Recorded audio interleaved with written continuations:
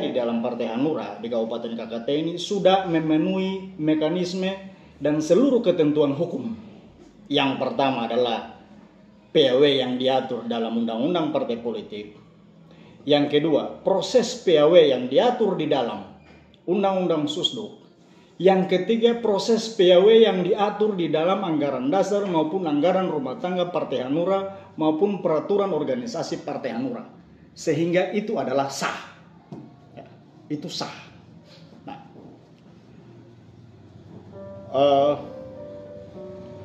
pengalaman saya waktu itu, kenapa lancar?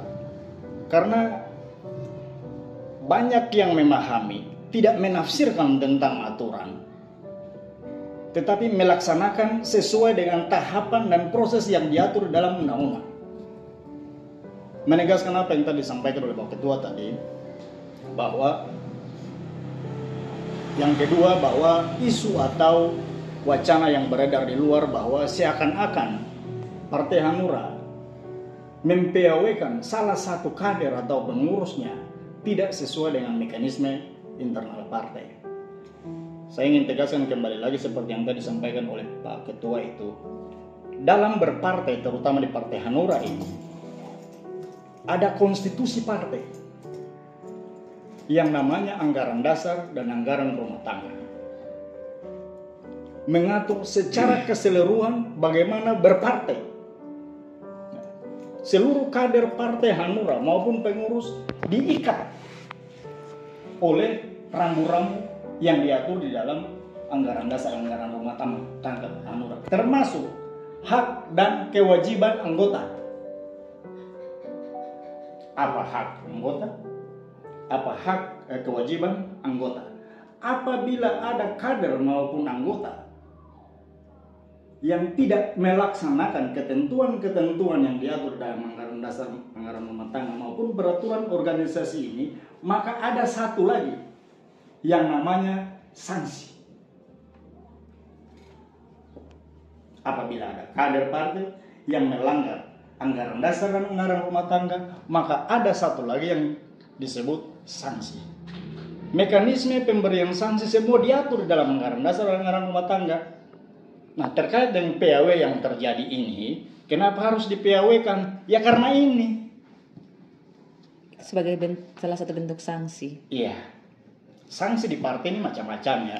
Dan saya kira teman-teman baik yang di DPRD maupun pengurus partai-partai lain, semua punya anggaran dasar dan anggaran rumah tangga sendiri-sendiri dan memahami tentang itu ya. Ada kategori sanksi ringan, sanksi berat, sedang, sanksi berat, dan tahapan pemberian sanksi itu ada. Yang berikut, mahkamah partai dibentuk untuk menjaga norma-norma partai ini. Rambu-rambu partai ini, kewenangan untuk memutuskan melanggar atau tidak dan memberikan sanksi atau tidak, dalam Hanura disebut mahkamah partai. Dan keputusan mahkamah partai adalah final dan mengikat. Final dan mengikat. Sehingga apabila partai telah melalui proses pemberian sanksi sampai pada tingkat memberhentikan dan menggantikan anggota DPRD yang berada di lembaga DPRD secara berjenjang, hak mutlak partai yang telah melalui seluruh proses. Sehingga kita nyatakan itu sah. Apabila ada kader atau pengurus yang berkeberatan atas keputusan partai ini, maka dia punya hak. Ya. Itu juga diatur dalam anggaran dasar dan anggaran rumah tangga partai. Silakan, dia punya hak hukum. Silakan, itu diberikan kesempatan. Tetapi bahwa keputusan mahkamah partai adalah final dan mengikat. Nah, yang terjadi di sini ada keberatan dari saudara kita ya, yang mau di-PAW-kan, berkeberatan tentang keputusan yang telah diambil oleh mahkamah partai. Saya tegaskan, keputusan mahkamah partai adalah final dan mengikat. Keputusan dia ini dikeberatankan lagi, diprotes lagi. Ini final dan mengikat.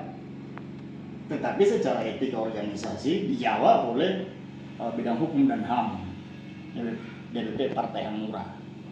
Tugas lembaga DPRD sesuai pengalaman yang pernah saya alami hanya meneruskan itu, memproses lanjut itu. Apabila ada dampak hukum di kemudian hari, seperti yang tadi sudah dijelaskan oleh Pak Ketua, yang pernah saya juga alami, saya juga digugat. Tapi lembaga DPRD tidak menggugat karena diatur di situ. Tidak digugat karena memang sudah diatur di situ. Lembaga DPRD hanya meneruskan itu, memproses itu. Oke, cukup bijak bahwa pimpinan DPRD mendisposisikan persoalan ini kepada Komisi A. Ya, walaupun tidak pernah disebutkan dalam satu klausul pun dalam undang-undang baik partai politik, undang-undang Susluk, ya, maupun aturan lain bahwa harus Komisi A pergi memverifikasi.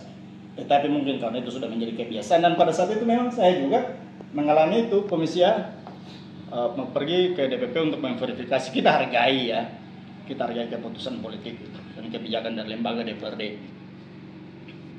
Tetapi kita minta juga bahwa apabila sudah ada keputusan berdasarkan hasil klarifikasi maupun verifikasi tentang keabsahan putusan dari partai DPP Partai Hanura, tolong hargai itu juga untuk segera balik dan proses lanjut.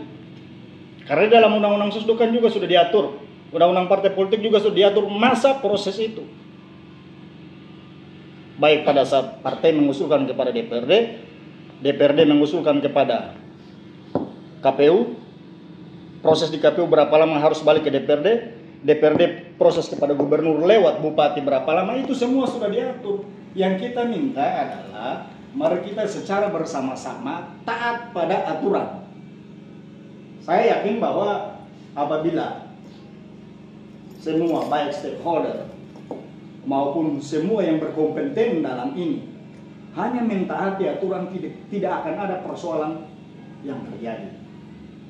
Dan pasti di kemudian hari tidak akan ada lagi gugat-penggugat.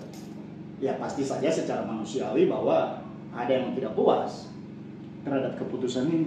Ya silakan menggugat. Tetapi dengan gugatan itu tidak menghambat proses ini. Karena lembaga tidak akan digugat. Yang digugat adalah keputusan partai. Oke, baik Pak. Mungkin dengan ini tadi saya sampaikan lagi bahwa bagi saya seluruh persoalan ini kita dudukan hanya pada rel aturan. Ya. Kalau semuanya kita tempatkan pada aturan, maka saya yakin tidak akan ada persoalan.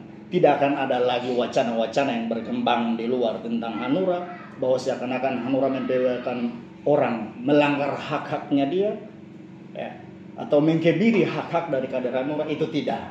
Ya. Tetapi apa yang telah dilakukan oleh Hanura sudah sangat sesuai dengan mekanisme yang diatur dalam aturan, baik itu undang-undang partai politik, Susluk maupun anggaran dasar dan anggaran rumah tangga partai politik. Saya kira demikian.